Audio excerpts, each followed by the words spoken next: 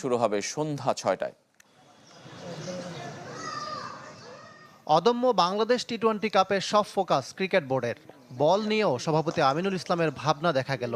Cricket operations chairman আর একমাত্র নারী পরিচালক একাডেমি মাঠে বসে দেখলেন অনুশীলন।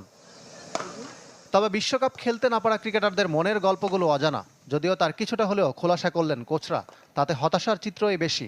লিটন হৃদয়দের মন ভালো করতে টি-20 কাপের আয়োজন। ছেলেরা যেন হ্যাপি থাকে সেই দিকটাও আমাদের আসলে লক্ষ্য রাখতে হবে। যেহেতু ওয়ার্ল্ড কাপ খেলতেছে না, আমার কাছে মনে হয় যে সবার একটু মন খারাপ থাকবে, এটাই স্বাভাবিক। বাট এটা থেকে হয়তো তাদেরকে চেষ্টা করা হচ্ছে যে তারা যেন অ্যাটলিস্ট মাঠে থেকে খেলাটা এনজয় করে এবং তারা তাদের কাজটা যেন ঠিক মতো করে। একটু তো আপসেট হওয়াটাই স্বাভাবিক। এটা খুবই, যদি না কেউ হয়েছে সেটা যদি বলে মিথ্যা বলা হবে। ইভেন আমরাও নিজেরা আপসেট, বাট আলটিমেটলি যখন হচ্ছে না সেটা তো পাস্ট। প্রেজেন্ট কি, ফিউচার কি, সেই জায়গা থেকে চিন্তা করলে এই টুর্নামেন্টে তারা পজিটিভলি দেখছে।